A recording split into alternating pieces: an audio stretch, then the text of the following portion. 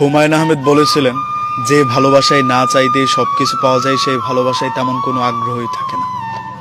তিনি আরো বলেছিল, যাকে রাখতে চাইলাম সে থাকলো না, যে থাকতে চাইলো তাকেও আমি রাখলাম না। এখন আমার আফসোস করে বলতে হয়, এই পৃথিবীতে আমার তেমন কেহই রইল না। এখন আমি প্রচন্ড শক্তিশালী, হেসে খেলেই সব উড়িয়ে দিতে পারি। অথচ দেখো, তুমি আমাকে সেই কবে ছেড়ে গিয়েছো, কিন্তু তোমার দেয়া দুঃখগুলো ক্রমশই আমাকে পুড়ে ছারখার করে দিচ্ছে। জীবনের গল্প দিয়ে কাহিনী সাজানো গেলেও গল্পের কাহিনী দিয়ে আমাদের জীবন আমরা সাজাতে পারি না। এটা হয়ে ওঠে না। যে মানুষ প্রচন্ড ভালোবাসে সে মানুষ তীব্র ঘৃণা করারও ক্ষমতা রাখে। আমাদের সম্পর্কটা সত্যিই সুন্দর ছিল, কিন্তু পূর্ণতা পেল না। আমাদের একজনের প্রতি আরেকজনের ভালোবাসার কোনো কমতি ছিল না, অথচ দেখো আমাদের একজনের আরেকজনকে পাওয়াই হলো না। মানুষের প্রচন্ড ভালোবাসাকে আমরা মাঝে মধ্যে মূল্যায়ন করতে চাই না, কিংবা করে হয়ে ওঠে না।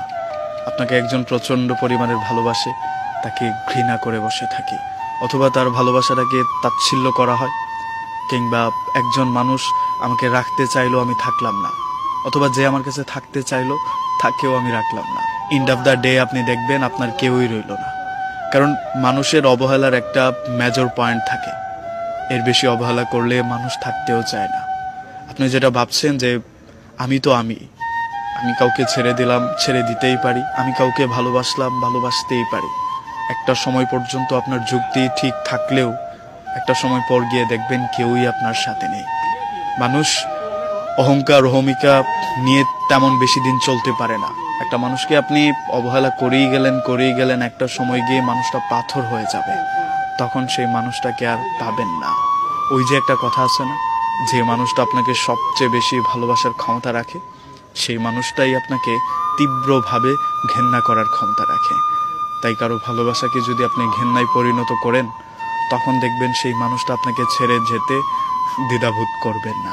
তীব্র সত্য হচ্ছে, একজন আপনাকে ভালোবাসে, অনেক ভালোবাসে, কিন্তু আপনার অবহেলা তাকে শক্তিশালী করে তুলেছে। এখন সে হেসে খেলেই সবকিছু উড়িয়ে দিতে পারে, আপনাকে ছেড়েও আসতে পারে। আপনার দেয়া দুঃখ কষ্ট তাকে হয়তো পোড়াবে, কিন্তু সে কখনোই আপনাকে আর ফিরে পেতে চাইবে না। তাই কারো ভালোবাসাকে এমনভাবে নেবেন না যে সে আপনাকে ভুলে যাওয়ার ক্ষমতা তৈরি করে ফেলে। মানুষকে শাসন করা যায়, একটু দূরে রেখে অভিমান দেখানো যায়, কিন্তু আপনি যখন আপনার ইগো আর অহংকার নিয়ে বেঁচে থাকতে শিখে যাবেন, তখন ধীরে ধীরে মানুষ আপনাকে ছেড়ে চলে যাবে। একটা সময় গিয়ে আপনাকে পেতে ইচ্ছে হলেও আপনার এই ইগো আর অহংকারের কারণে আপনার কাছে ভিড়তে চাইবে না, কারণ এটা মানুষের স্বভাব। একবার